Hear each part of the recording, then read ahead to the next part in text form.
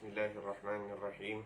نوينا التعلم والتعليم والتذكر والتذكير والنفع والانتفاع والإفادة والاستفادة والحث على التمسك بكتاب الله تعالى وسنة رسوله صلى الله عليه وسلم والدعاء إلى الهدى والدلالة على الخير ابتغاء وجه الله ومرضاته وقربه وثوابه سبحانه وتعالى. اللهم إنا نسألك فهم النبيين وحفظ المرسلين وإلهام الملائكة المقربين. اللهم اغننا بالعلم وزينا بالحلم وأكرمنا بالتقوى وجملنا بالعافية. اللهم أخرجنا من ظلمات الوهم وأكرمنا بنور الفهم. سبحانك لا علم لنا إلا ما علمتنا إنك أنت العليم الحكيم. رب اشرح لي صدري ويسر لي أمري واحلل عقدة من لساني يفقه قولي وسدد لساني واهد قلبي بحق سيدنا محمد صلى الله عليه وسلم. Alhamdulillah wassalatu wassalamu ala sayyidina Rasulillah wa ala alihi wa ashabihi wa man walah, amma ba'd.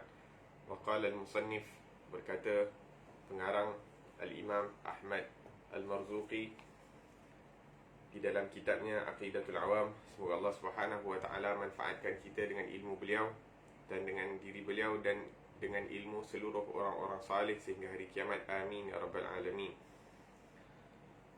Muka surat ataupun baris yang ke-23 daripada bait karangan beliau. Munkar nakirun wa raqibun wa kadha atidu malikun wa ridwan muhtadha. Munkar, nakir, raqib, dan begitu juga atid, malik dan ridwan.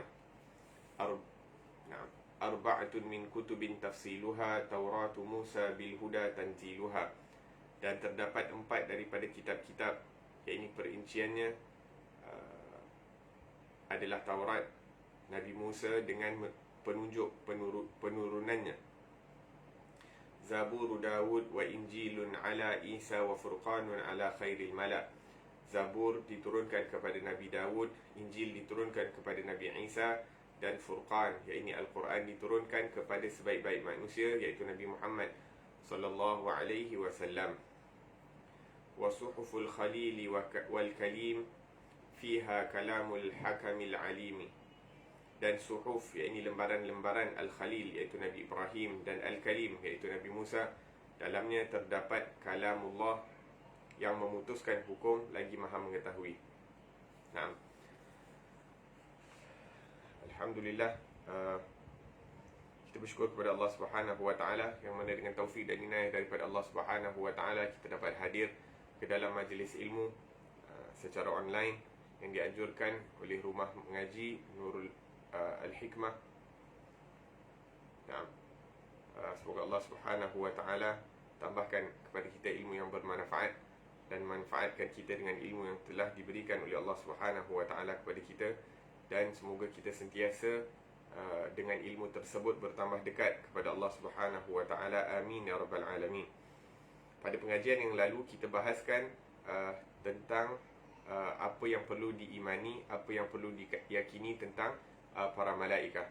Dan seterusnya kita sebutkan perincian terhadap setiap malaikat ataupun 10 malaikat yang perlu untuk kita imani. Dan kemudian yang terakhir kita sebutkan tentang malaikat Ridwan, iaitu malaikat yang diwakilkan untuk menjaga syurga.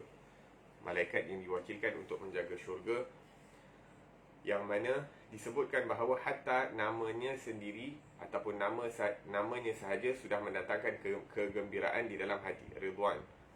Nah, dan kita sebutkan pada pengajian yang lalu bahawa iaitu malaikat Ridwan ini disebutkan oleh Rasulullah sallallahu alaihi wasallam yang berkenaan ataupun di dalam hadis yang terkait dengan bulan Ramadan. Apabila tiba malam pertama ataupun malam pertama daripada bulan Ramadan, maka akan dibuka seluruh pintu-pintu syurga untuk umat Nabi sallallahu alaihi wasallam yang berpuasa. Nah, dan kemudian kita sebutkan bahawa syurga ni mempunyai 8 pintu utama. Syurga mempunyai 8 pintu utama, yang mana setiap pintu tu ada khususiyah. Yakni satu pintu itu untuk kalimah la ilaha illallah Muhammadur Rasulullah. Ada pintu untuk orang yang memperbanyakkan daripada salat. Ada pintu yang untuk mereka yang memperbanyakkan daripada berpuasa. Ada pintu uh,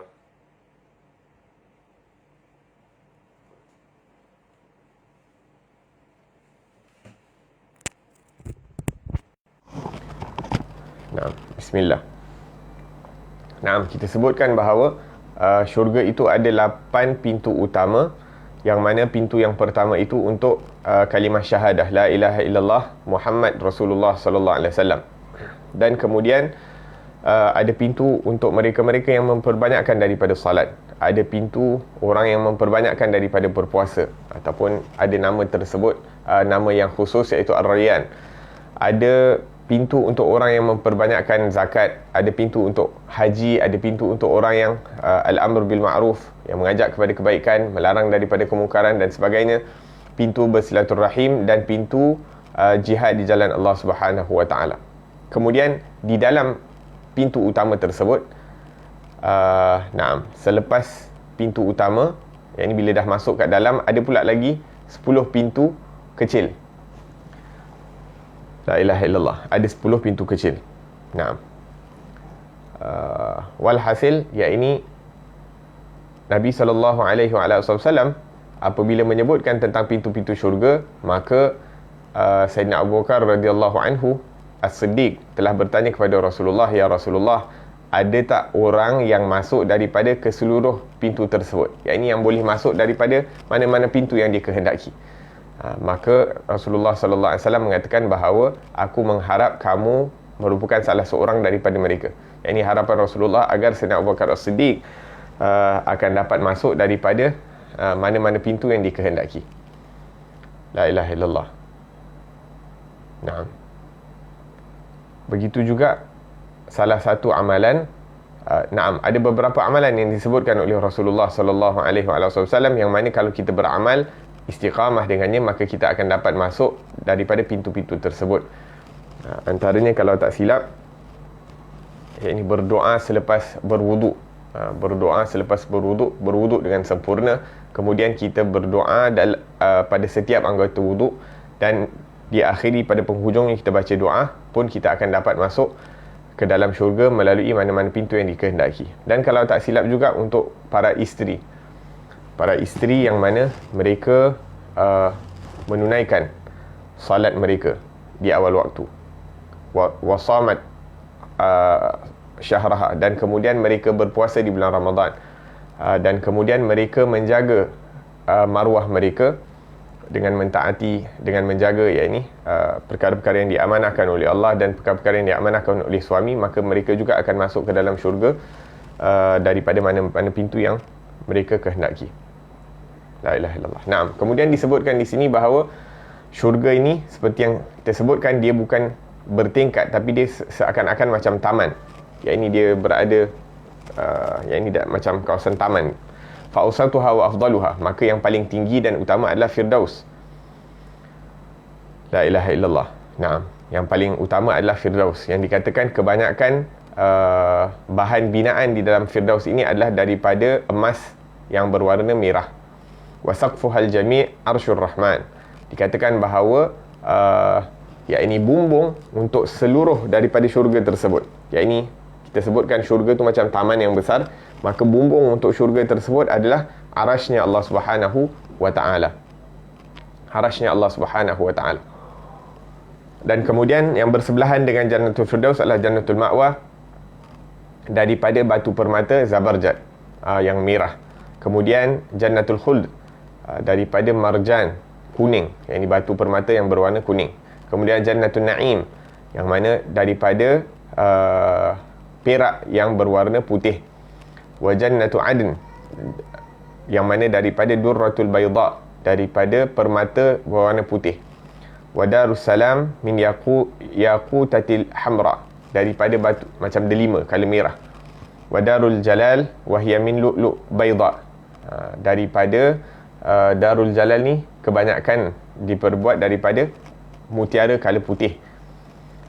Wa amma bina'uha, adapun rumah-rumah ataupun istana-istana di dalam syurga, binaan-binaan dalam syurga, maka di dalamnya diperbuat, yakni batu batanya la binah min zahab wa la binah min fiddah. Satu batu bata daripada emas, satu daripada perak.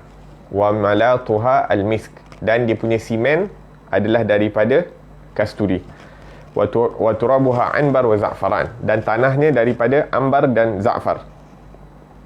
Dalam bahasa Inggeris saffron.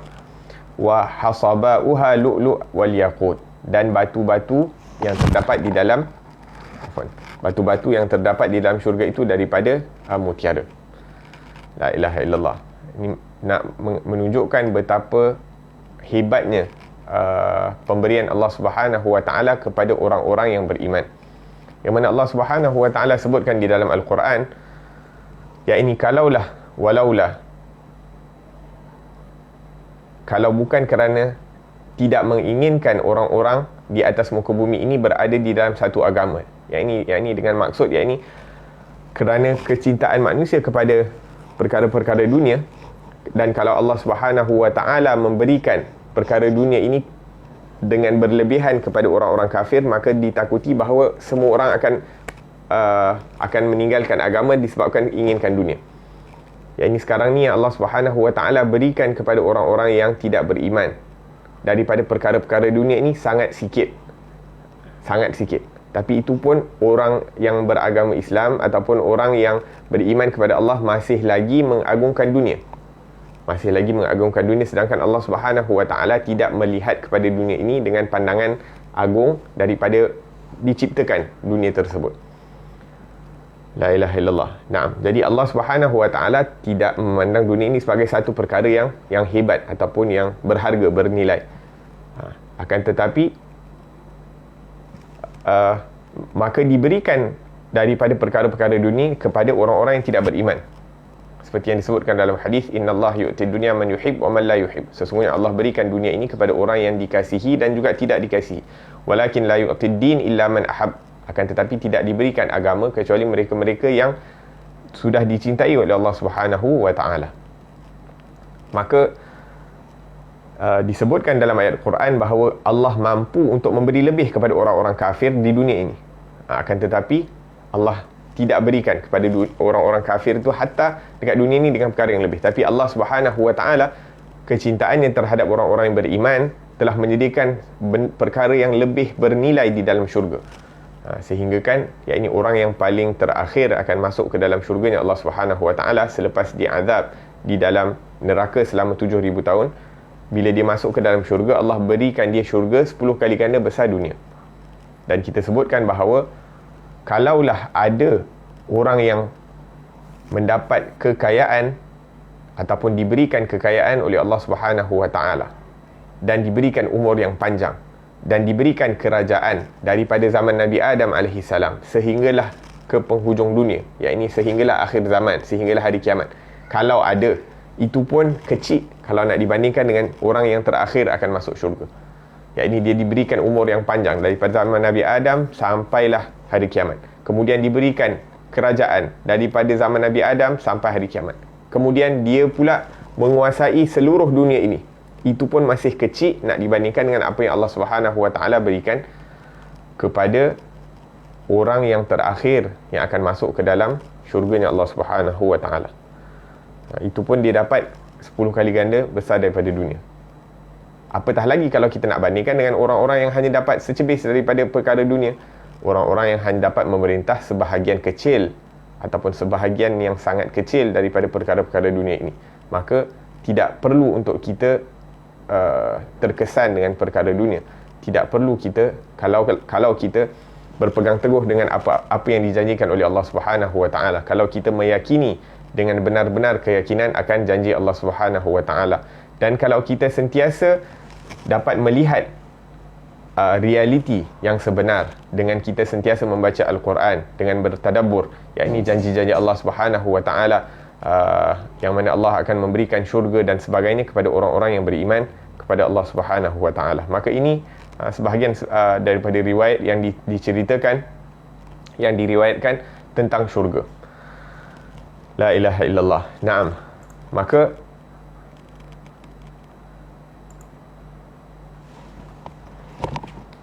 Allah Subhanahu ada riwayat lagi yang menyebutkan bahawa Naam. Dia kata wa fi kulli qasrin minha far' min syajarati tuba. Dan antara pokok yang besar di dalam syurga adalah pokok tuba, yang mana setiap daripada dahan-dahan tersebut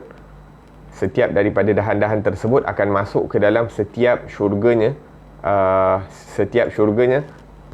yang diciptakan oleh Allah Subhanahu wa taala. Wa asluha fi baitin Nabi sallallahu alaihi wasallam, dan pokok ini berasal daripada rumahnya Rasulullah ataupun syurganya Rasulullah sallallahu alaihi wasallam. Ini syajaratut tuba, dia punya dahan ataupun dia punya dahan dia, iaitu bukan dahan dia, ini dia punya main pokok tu daripada rumahnya Rasulullah, syurganya Rasulullah, kemudian dahan-dahan dia spread ke semua syurga yang lain. Naam.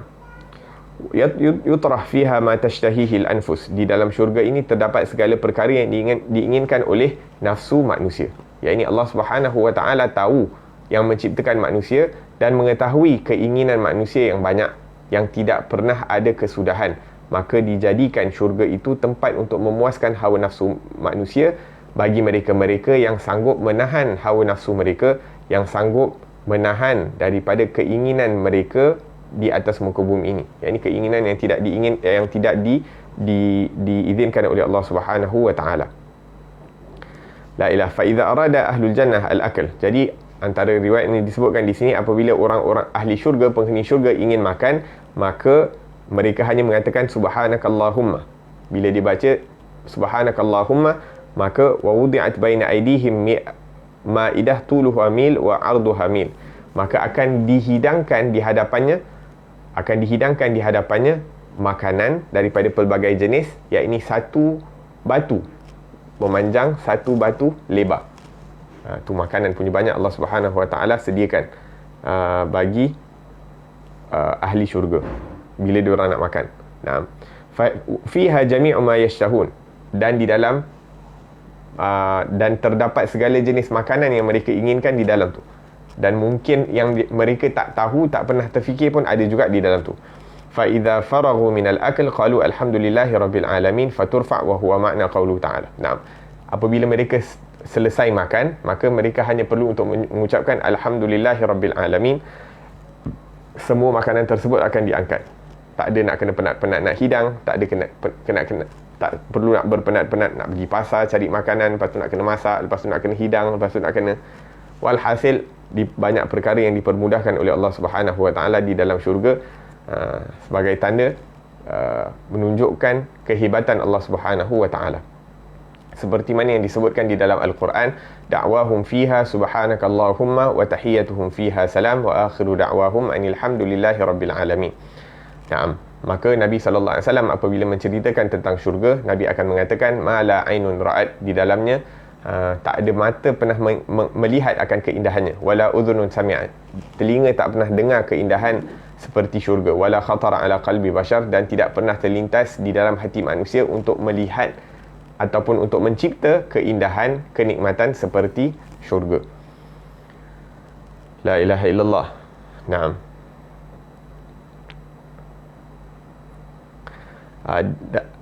Terdapat satu riwayat daripada Abdullah bin Abbas radhiyallahu anhu, beliau berkata bahawa di dalam syurga ada 7 pintu daripada emas.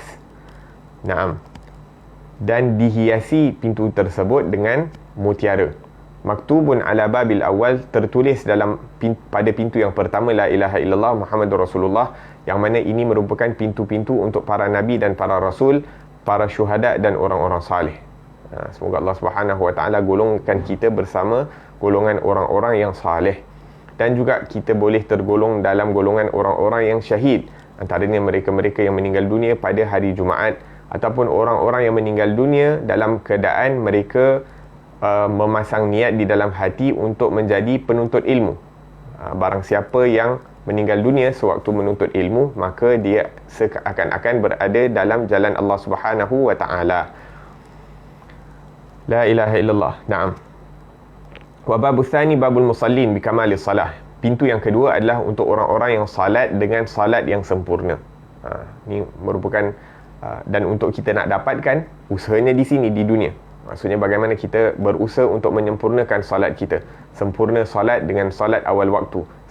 Sempurna salat dengan menghadirkan hati kita bersama Allah Subhanahu wa taala. Salat dengan sempurna adalah untuk kita cuba memperbanyakkan daripada perkara-perkara sunat sebelum, sewaktu dan selepas as-salah.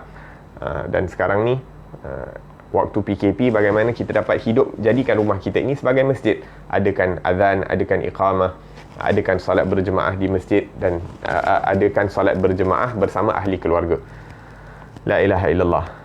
Naam. Semoga Allah Subhanahu wa taala jadikan kita, ahli keluarga kita, anak-anak kita orang-orang yang sempurna dalam mendirikan solatnya kepada Allah Subhanahu wa taala. Pintu yang ketiga adalah pintu orang-orang yang menunaikan zakat dengan hati yang lapang, berlapang dada, yakni bergembira sewaktu memberikan zakat tersebut, bukan beri zakat kerana terpaksa, kerana ianya merupakan tanggungjawab yang dipertanggungjawabkan oleh Allah Subhanahu wa taala bagi mereka-mereka yang telah sampai nisabnya dan sebagainya. Bithibil anfus. Naam. Wa babur rabi', pintu yang keempat, bagi orang-orang yang mengajak kepada kebaikan dan melarang daripada melakukan kemungkaran ataupun menegah daripada kemungkaran. Pintu yang kelima, bagi mereka-mereka yang menahan hawa nafsu mereka ataupun mendidik hawa nafsu mereka itu agar supaya mengikuti apa yang telah dibawa oleh Rasulullah sallallahu alaihi wasallam. Dalam hadis Nabi sallallahu alaihi wasallam menyebutkan, la yu'minu ahadukum hatta yakuna hawahu taba'an lima jitu bih. Tidak sempurna iman seseorang itu sehingga hawa nafsunya mengikuti daripada apa yang aku bawa, yakni mengikuti dengan sempurna apa yang aku bawa.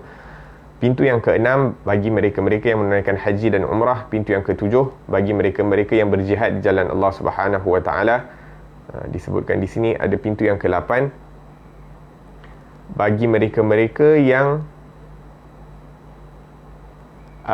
beriman, yang mana mereka ini menundukkan pandangan mereka daripada perkara-perkara yang dilarang oleh Allah Subhanahu wa taala, menundukkan mata daripada perkara-perkara yang dilarang, daripada melihat aurat, daripada melihat perkara-perkara dengan syahwah, daripada melihat perkara-perkara tanpa izin, daripada melihat makhluk-makhluk Allah Subhanahu wa taala ataupun memandang rendah kepada mana-mana makhluk Allah Subhanahu wa taala. La ilaha illallah. Ini bukan hanya memandang rendah kepada orang Islam, bahkan kita tak boleh memandang rendah kepada mana-mana manusia. Bahkan kita tak boleh memandang rendah kepada mana-mana makhluk Allah Subhanahu wa taala. La ilaha illallah. Yang mana disebutkan dalam satu kisah tentang Sayyidina Uwais Al-Qarni, yang mana beliau seorang sayyidut tabi'in. Sayyidina Uwais Al-Qarni ketua bagi para tabi'in. Satu hari dia orang yang susah, maka dia pergi cari makan dekat tempat perbuangan sampah, yakni ambil sisa-sisa makanan. Jadi dekat tempat tu ada anjing. Jadi dia cakap bila dia nampak anjing tersebut, dia kata, kalau aku dapat masuk syurga, maka aku lebih baik daripada kamu. Tapi kalau aku masuk neraka, dihisab oleh Allah Subhanahu wa taala, maka kamu adalah lebih baik daripada aku, kata Uwais Al-Qarni kepada anjing tersebut. Ni sifat-sifat orang-orang saleh yang mana tidak pernah merasa dirinya lebih baik daripada orang lain, bahkan tidak merasa dirinya lebih baik daripada mana-mana makhluk Allah Subhanahu wa taala. Wa ya'maluna al-khairat min birril walidain wa silatir rahim wa ghairi dzalik. Naam.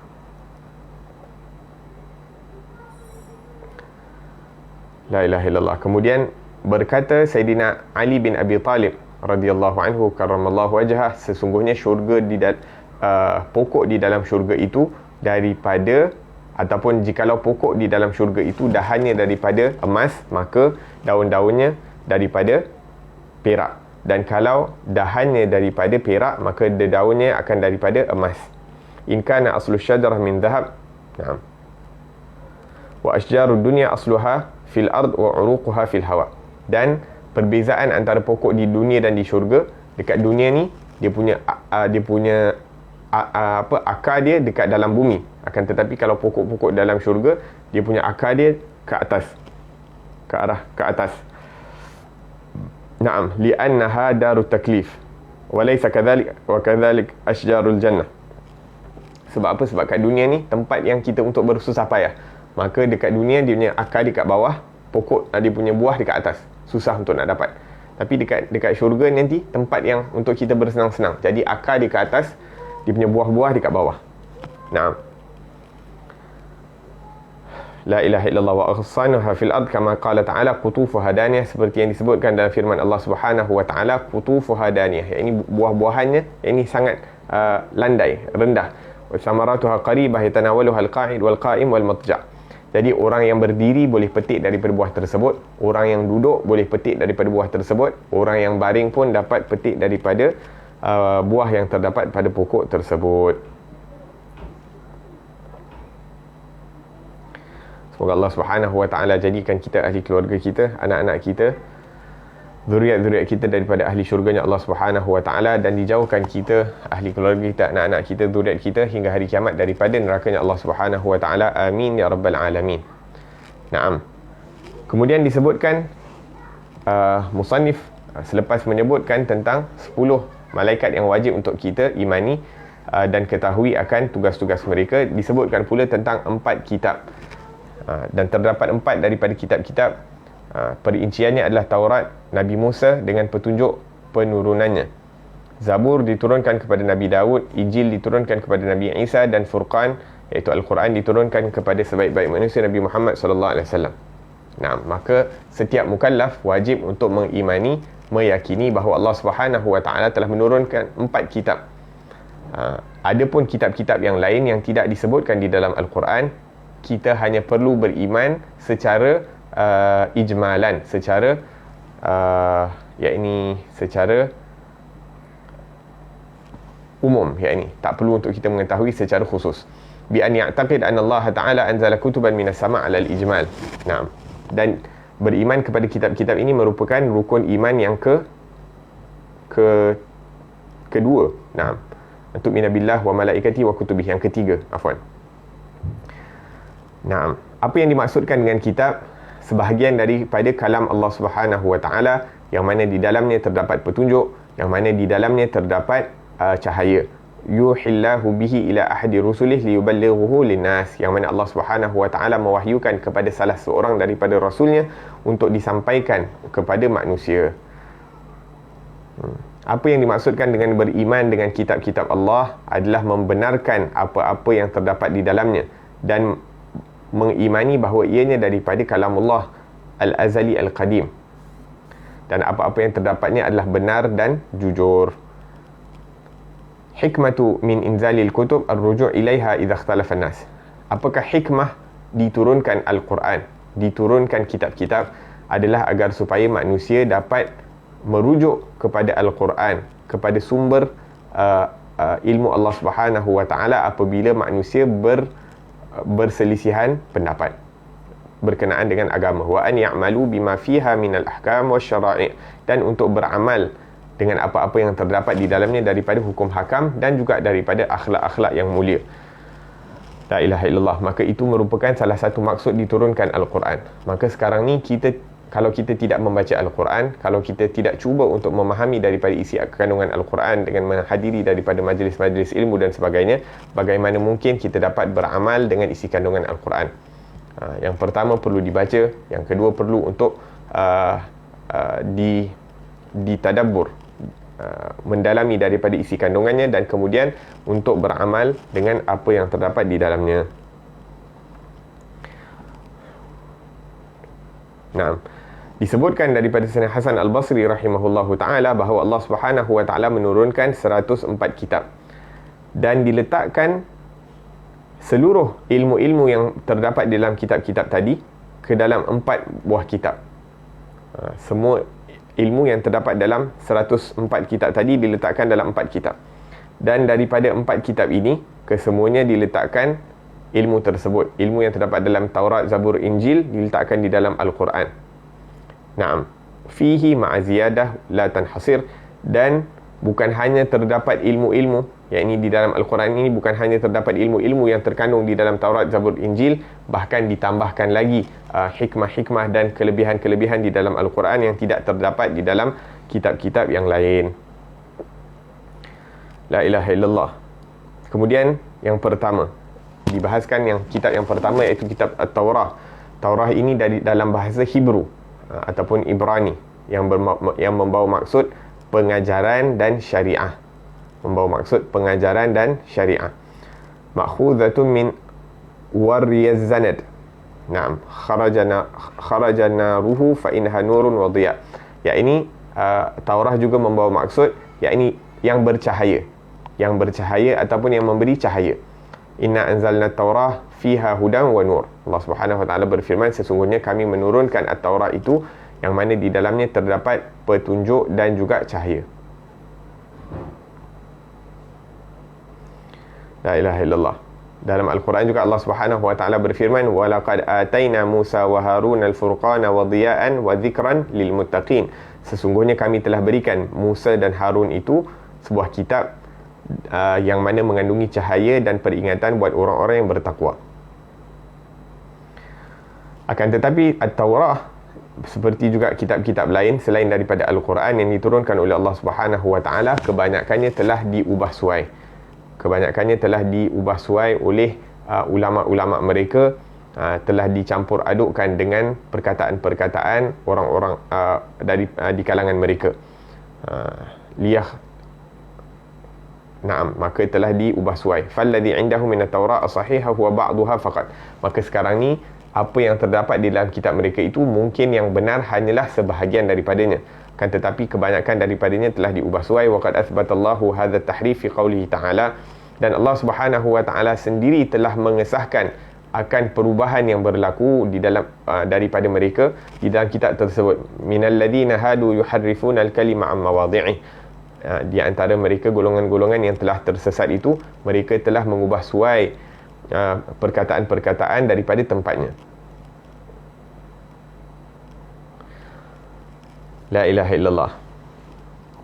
Kemudian disebutkan satu riwayat tentang kandungan At-Taurah daripada Wahab bin Munabbih. Dia berkata, aku menjumpai di dalam Taurah itu terdapat 4 barisan yang mengatakan bahawa man qara'a kitaballahi ta'ala fa dhanna alla yaghfirallahu lahu fa huwa minal mustahzi'ina bi ayatillah. La ilaha illallah. Barang siapa yang membaca daripada kitab Allah kemudian dia menyangka bahawa Allah Subhanahu wa taala tidak akan mengampuninya, maka dia adalah di kalangan orang-orang yang telah mempermainkan, tidak mengambil indah akan perkataan-perkataan Allah Subhanahu wa taala. Ini Allah Subhanahu wa taala sebagai contoh sebutkan di dalam Al-Quran, qul ya ibadiyalladzina asrafu ala anfusihim. Katakanlah wahai Muhammad, ya ibadi, wahai hamba-hambaku hamba yang aku kasihi, asrafu ala anfusihim, hamba-hamba yang telah menzalimi diri mereka sendiri, yang telah membazirkan umur mereka, usia mereka, yang mana sepatutnya mereka melakukan ketaatan dengannya untuk mendapatkan keridaan Allah Subhanahu wa taala, akan tetapi telah membazirkan umur tersebut dan telah menzalimi diri mereka sendiri. Asrafu ala anfusihim la taqnatu min rahmatillah. Jangan sekali-kali kamu berputus harapan akan pengampunan daripada Allah Subhanahu wa taala. La taqnatu min rahmatillah. Jangan kamu berputus asa daripada mendapat rahmat daripada Allah Subhanahu wa taala. Innallaha yaghfiru dzunuba jami'an. Sesungguhnya Allah Subhanahu wa taala mampu, dan dialah saja yang mampu untuk mengampunkan segala dosa-dosa kamu. Maka barang siapa yang membaca kitab Allah kemudian dia menyangka bahawa khalas, aku ni dah tak ada harapan untuk mendapat pengampunan daripada Allah Subhanahu wa taala, maka dia telah seakan-akan mempersendakan Al-Quran, seakan-akan tidak membenarkan apa yang terkandung di dalam Al-Quran, waliyadzubillahi tabaraka wa taala. Kemudian disebutkan, man tawadha'a li ghaniyin li ghinahu faqad dhahaba thulutha dinih. Barang siapa yang merendahkan diri kepada seorang yang kaya kerana kekayaannya, maka dia telah hilang 2/3 daripada agamanya. Dalam riwayat yang disebutkan dalam kitab Bidayatul Hidayah, Imam Ghazali rahimahullah, barang siapa yang merendahkan diri kepada orang kaya yang saleh, iaitu orang kaya yang beriman, kerana kekayaannya, maka telah hilang 2/3 daripada agamanya. Disebutkan agama ini terbahagi kepada 3, ataupun adab. Yang dimaksudkan dengan agama di sini adalah adab kepada Allah, adab kepada Rasul, adab kepada manusia. Maka apabila dia merendahkan diri kepada seseorang itu, atau merendahkan diri kepada orang kaya yang beragama Islam, maka telah hilang 2/3 daripada adab dia, iaitu adab kepada Allah dan adab kepada Rasul. Hanya tinggal adab dia kepada manusia. Maka Imam disebutkan di dalam syarah tersebut bahawa ini kalau kita merendahkan diri kepada orang Islam yang kaya, bagaimana pula keadaan seseorang itu apabila dia merendahkan diri kepada orang yang bukan Islam kerana kekayaan orang tersebut. La ilaha illallah. Maka di sini merupakan satu perkara yang sangat penting untuk kita ambil perhatian, kerana ya ini mungkin saja kita menghormati seseorang itu kerana ilmunya, walaupun dia kaya, tapi kita hormat dia kerana ilmu. Kita hormat orang tersebut, mungkin dia kaya, tapi kerana menghormati usianya. Ya ini hatta di dalam agama Islam kita dianjurkan untuk menghormati orang-orang tua. Maka kalau kita menghormati orang tersebut kerana usianya, maka tidak mengapa. Wahakadha. Ala kulli hal, yakni kita menghormati manusia itu kerana ianya merupakan perintah daripada Allah, yakni beradab, menunjukkan akhlak yang mulia, merupakan perintah daripada Allah Subhanahu wa taala dan perkara yang dianjurkan oleh Rasulullah sallallahu alaihi wasallam. Maka jangan sekali-kali kita merendahkan diri di hadapan orang kaya kerana kekayaannya ataupun orang-orang yang berpangkat dan sebagainya. Dan itu yakni yang ada tu dalam hati, dan Allah Subhanahu wa taala Maha mengetahui akan apa yang terkandung dalam hati kita. Man hazina ala ma fatahu sakhata qada rabbih. Disebutkan di sini, barang siapa yang berasa sedih atas perkara-perkara yang dia tertinggal, terlepas, yang ini dia rasa rugi, ralat, oh aku terlepas daripada mendapat ini, ataupun aku sepatutnya macam ni dan sebagainya, maka seakan-akan dia tidak menyukai ketentuan Allah Subhanahu wa taala. Dia tidak redha akan ketentuan daripada Allah Subhanahu wa taala. Yang terakhir, man syaka musibatan fa innama yashku rabbahu. Barang siapa yang komplain atas musibah, atas ujian yang tertimpa kepadanya, seakan-akan dia komplain berkenaan dengan Allah yang menentukan musibah tersebut ke atasnya. La ilaha illallah. Kemudian disebutkan juga di dalam At-Taurah ada perkataan-perkataan hikmah ataupun ada pengajaran-pengajaran. Antaranya disebutkan, wahai anak Adam, jangan kamu takut kerajaan mana-mana pun selagi mana kerajaan aku masih ada. Yang ini selagi mana kerajaan Allah itu wujud, dan kerajaan Allah tidak pernah musnah dan tidak pernah penghujung, datang kepada penghujung, maka jangan kita takut kepada kerajaan yang mana-mana. Wa sultani la yanfad abadah, dan kerajaan aku tidak akan musnah selama-lamanya. Ya bani Adam, wahai anak Adam, khalaqtuka li'ibadati fala tal'ab. Aku menciptakan kamu untuk beribadah kepada aku, maka jangan kamu bermain-main atau ini mempermainkan suruhan aku. Ya bani Adam, wahai anak Adam, la takhaf fawatar rizq madamat khazaini mamlu'ah. Wahai anak Adam, jangan kamu takut ini rezeki kamu akan habis selagi mana perbendaharaan aku itu penuh. Ini khazanah Allah Subhanahu wa taala. Jangan kita takut selagi mana khazanah Allah itu penuh. Wa khazaini la tanfad abada, dan khazanah aku tidak pernah berkurangan dan tidak pernah akan fana selama-lamanya. Ya bani Adam, wahai anak Adam, kama la utalibuka bi amali ghadin fala tutalibuni bi rizqi ghadin. Ya wahai anak Adam, seperti mana aku tidak minta daripada kamu amalan untuk esok hari. Ini aku tak ada nak minta, amalan untuk esok, solat untuk esok, aku minta hari ni. Tak ada. Maka jangan kamu minta kepada aku rezeki untuk esok hari.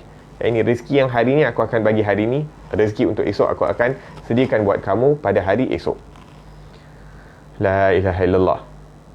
Nah, kalau kita yakin dengan rezeki yang telah ditentukan oleh Allah Subhanahu wa taala, maka kita akan tenang dengan segala ketentuan ataupun segala ketetapan yang telah diuruskan oleh Allah Subhanahu wa taala. Ya bani Adam, wahai anak Adam, li alaika fariidah wa laka alayya rizqun. Wahai anak Adam, hak aku ke atas kamu adalah kamu menunaikan perintah aku, dan hak kamu ke atas aku adalah untuk aku menyediakan rezeki kepada kamu. Fa in khalaftani fi fariidati lam ukhalifuka fi rizqi.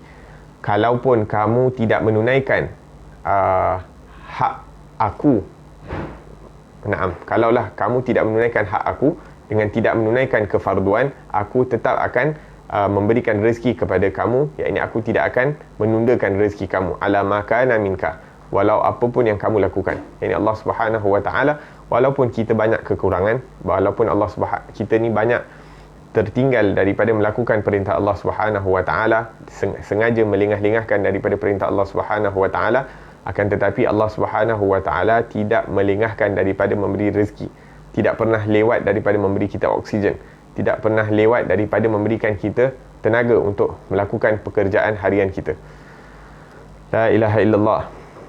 Naam. Kemudian Imam Abdullah bin Alawi al-Haddad rahimahullahu taala wa ardah menyebutkan di dalam kasidahnya, dalam bait syairnya, alladhi li ghairik la yasil ilaik. Rezeki yang telah ditetapkan untuk orang lain pasti tidak akan sampai kepada kamu. Sebab rezeki itu orang lain, dah dituliskan untuk orang lain. Bagaimanapun kamu usaha untuk mendapatkan rezeki yang telah tertulis untuk orang lain, kamu tidak akan dapatkannya. Walladhi qusim lak hasilun ladaik. Dan apa-apa yang telah ditentukan oleh Allah Subhanahu wa taala buat kamu, walaupun kamu tak lakukan apa-apa pun, pasti akan datang kepada kamu. Cumanya dunia ini merupakan darul asbab. Dunia ni Allah Subhanahu wa taala jadikan sunnatullah fi hadzal dunya. Allah jadikan yakni ada cause and effect. Allah yang telah tetapkan. Ini kamu buat ni, kamu dapat ni. Maksudnya kalau kamu lapar, usaha untuk dapatkan makanan dan makan, insya-Allah akan kenyang. Kamu perlukan rezeki, usaha untuk nak dapatkan rezeki, insya-Allah dapat rezeki. Itu ketetapan yang Allah Subhanahu wa taala telah tetapkan, iaitu sistem yang Allah letakkan di dalam dunia. Cuma sebenarnya kita keyakinan sebagai orang Islam, yakni yang beri rezeki, yang beri kenyang adalah Allah Subhanahu wa taala, akan tetapi asbab juga diperintahkan oleh Allah untuk kita mencarinya. Kalau orang sakit, asbab dia untuk mencari ubat. Akan tetapi kita tak meyakini yang ubat itu yang memberikan kesembuhan, kalau tidak diizinkan oleh Allah Subhanahu wa taala. Fashtaghil bi rabbak walladhi alaik, maka sibukkanlah diri kamu dengan Tuhan kamu, kata Imam Abdullah bin Alawi al-Haddad. Walladhi alaik, dan apa-apa yang telah diwajibkan oleh Allah Subhanahu wa taala ke atas kamu. Naam. Kemudian Az-Zabur, kitab yang seterusnya adalah kitab Zabur yang diturunkan kepada Nabi Daud alaihi salam, yang membawa maksud Zabur itu adalah kitab. Qala Allah Ta'ala, Allah Subhanahu wa taala berfirman, wa ataina Dawud zabura, dan sesungguhnya kami telah memberikan Zabur itu kepada Nabi Daud, ataupun kami telah memberikan Nabi Daud itu kitab Az-Zabur. Tak banyak daripada perkara-perkara yang dibahaskan tentang kitab Zabur. Kemudian kitab seterusnya adalah kitab Injil yang diturunkan kepada Nabi Isa. Al-Injil lafzu Yunaniyah maknaha al-busyra. Disebutkan bahawa kitab Injil ni ataupun perkataan Injil ni daripada bahasa Yunani yang membawa maksud busyra, berita gembira. Naam. Ada juga yang mengatakan bahawa perkataan Injil daripada perkataan Najl, iaitu khulasah daripada sesuatu perkara, iaitu krim daripada sesuatu perkara. Sumya kitab Isa bidzalik listikhlasihi khulasat nurit Taurah, iaitu kerana dia merupakan intipati daripada kitab At-Taurah. Yang kitab Injil tu merupakan intipati daripada kitab At-Taurah yang diturunkan kepada Nabi Musa. Qala Allah Ta'ala wa qaffayna ala atharihim bi Isa bin Maryam musaddiqan lima bayna yadayhi min at-Taurah.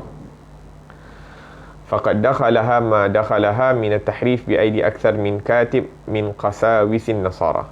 Seperti mana kitab Taurah tadi telah diubah suai oleh penulis-penulis daripada kalangan orang-orang Yahudi, begitu juga kitab Injil ini banyak telah diubah suai oleh padri-padri mereka daripada orang Nasrani. Walladhi yu'tabar qariban min as-sihha bainal anajil al-mutadawila al-haliyah allati wada'aha Matta wa Yuhanna wa Luq wa Marqas makhafatan kabirah.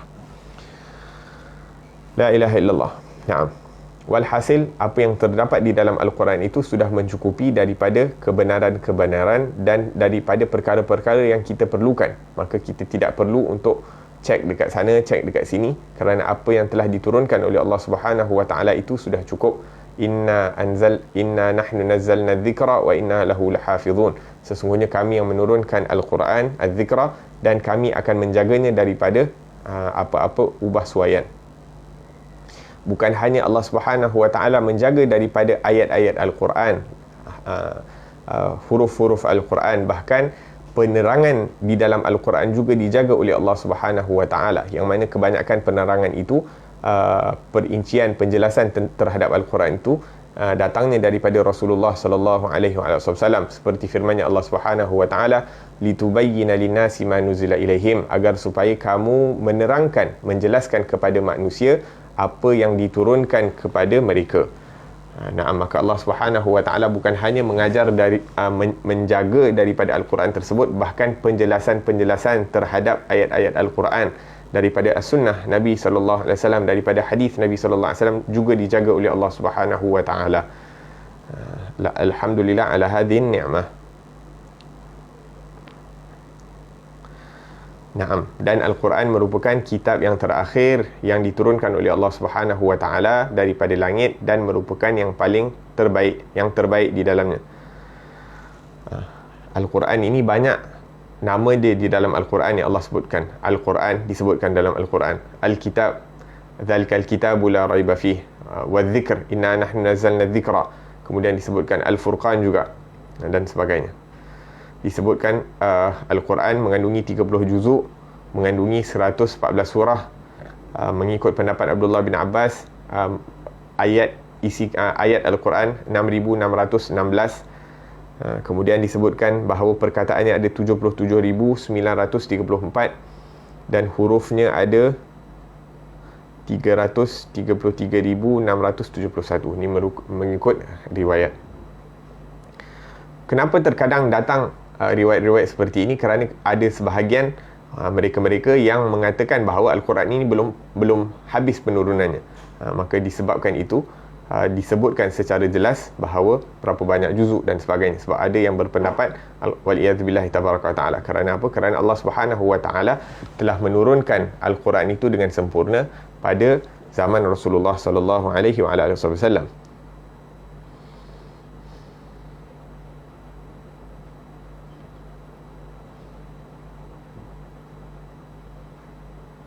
Dan alhamdulillah Al-Quran ini dijaga dari zaman Rasulullah sallallahu alaihi wasallam sehinggalah sampai kepada kita.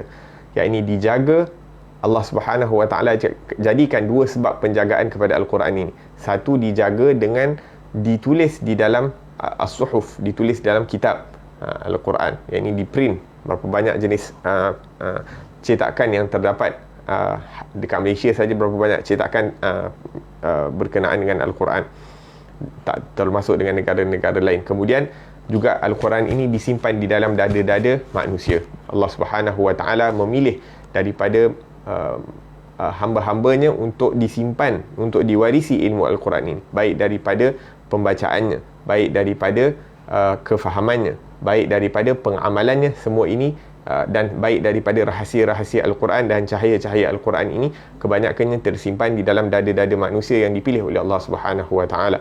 Yang mana Allah Subhanahu wa taala sebutkan, "Tsumma awrathnal kitaba alladhina istafaina min ibadina." Sesungguhnya kami mewariskan ilmu kitab ini, iaitu Al-Quran, kepada hamba-hamba kami yang kami pilih.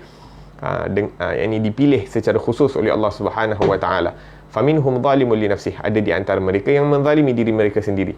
Yang ini telah diberikan kurniaan yang agung oleh Allah Subhanahu wa taala, tapi mereka yang ini tidak menunaikan hak yang sepatutnya mereka berikan kepada Al-Quran. Sebagai contoh, telah dipilih untuk menjadi hafiz Al-Quran, akan tetapi tidak menjaga daripada pembacaannya, tidak menjaga daripada hafalannya, tidak menjaga daripada adab-adab sebagai seorang yang diberikan tanggungjawab untuk menggalas daripada Al-Quran di dalam hati mereka, dan sebagainya. Wa hakadha faminhum zalimun li nafsihi wa minhum muqtasid, ada di antara mereka yang ini tidak melakukan banyak kebaikan, akan tetapi tidak juga melakukan banyak daripada kemungkaran. Ini dia tengah-tengah, in the middle. Wa minhum sabiqun bil khairati biiznillah, akan tetapi ada daripada mereka-mereka yang bersungguh-sungguh untuk menjaga daripada apa yang telah diberikan oleh Allah Subhanahu wa taala, beramal, tadabbur dengan isi kandungannya dan mengajak kepada Al-Quran yang telah Allah Subhanahu wa taala berikan kepada mereka. Allahumma ja'alna minhum. Semoga Allah Subhanahu wa taala jadikan kita, ahli keluarga kita, anak-anak kita daripada orang-orang yang diizinkan oleh Allah Subhanahu wa taala untuk memperbanyakkan daripada bacaan Al-Quran, untuk dapat menghafal daripada Al-Quran, untuk mentadabbur daripada makna isi kandungan Al-Quran, dan juga dapat beramal dengan apa yang terkandung dengan Al-Quran, di dalam Al-Quran. Amin ya rabbal alamin. Naam.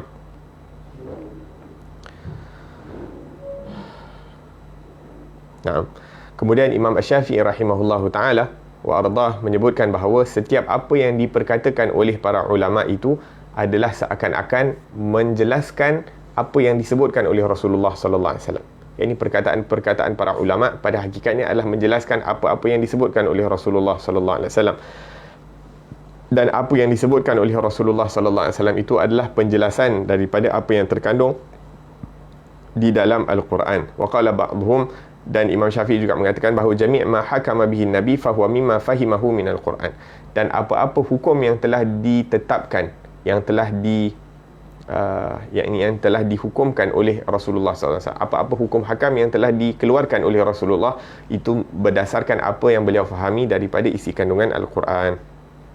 Dan tak ada orang yang lebih memahami daripada Al-Quran selain daripada Rasulullah sallallahu alaihi wasallam. Wa qala ba'dhum, sebahagian ulama mengatakan bahawa tidak ada seorang pun yang dapat merangkumi, memahami daripada isi kandungan Al-Quran kecuali Allah Subhanahu wa taala. Kemudian kefahaman daripada kalangan makhluk, tak ada orang yang memahami daripada Al-Quran melainkan Nabi Muhammad sallallahu alaihi wasallam. Thumma waratha aktsara dhalika anhu a'lamus sahabah. Kemudian apabila kemudian kefahaman Rasulullah ataupun ilmu Rasulullah yang terdapat di dalam Al-Quran itu disampaikan kepada as-sahabah radhiyallahu anhum ajma'in ma'a tafawutihim fih, walaupun mereka terdapat perbezaan darjat dalam memahami daripada Al-Quran. Ka Abu Bakar radhiyallahu anhu fa innahu a'lamuhum. Dan disebutkan orang yang paling memahami Al-Quran selepas Rasulullah adalah sahabat Nabi Sayyidina Abu Bakar As-Siddiq radhiyallahu anhu dan Sayyidina Ali bin Abi Talib. Liqaulihi ta'ala ana madinatul ilm wa aliyun babuha. Dalam hadis disebutkan bahawa Nabi sallallahu alaihi wasallam mengatakan bahawa, bersabda, aku ini merupakan gedung ilmu dan Sayyidina Ali bin Abi Talib merupakan pintunya. La ilaha illallah.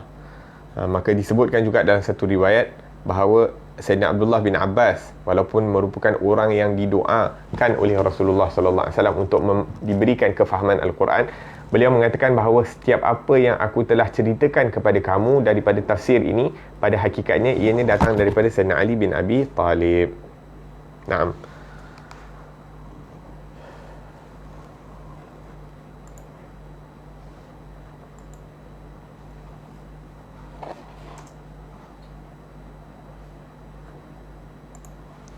Nah, itu yang terkait dengan kitab-kitab yang 4. Kemudian bersambung, wasuhuful khalili wal kalimi fiha kalamul hakamil alimi, dan lembaran-lembaran, iaitu suhuf Nabi Ibrahim dan Nabi Musa, di dalamnya terdapat kalamullah yang memutuskan hukum lagi yang maha mengetahui.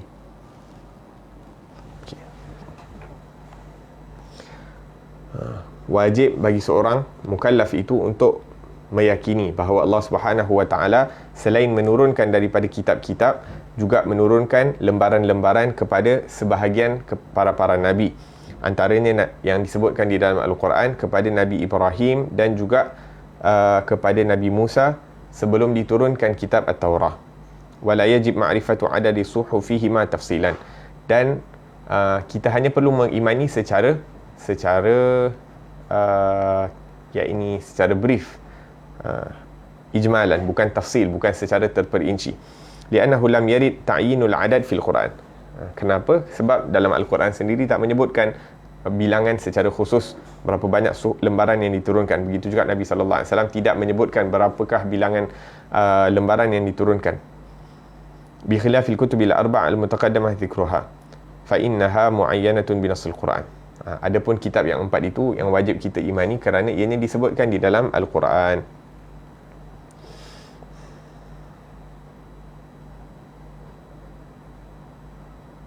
Disebutkan bahawa lembaran ini diturunkan kepada Syith alaihissalam, Syith bin Adam, anaknya Nabi Adam. Kepada Syith sebanyak 60, kepada Nabi Ibrahim sebanyak 30, kepada Nabi Musa sebelum diturunkan At-Taurah 10. Kemudian disebutkan bahawa makna-makna yang terdapat, pengajaran-pengajaran, iktibar yang terdapat di dalam setiap lembaran dan kitab-kitab ini semuanya terkandung di dalam Al-Quran. La ilaha illallah.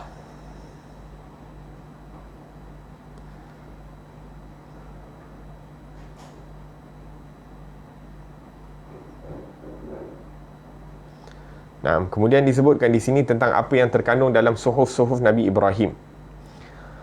Naam, ruwiya min hadis Abi Dzar qal.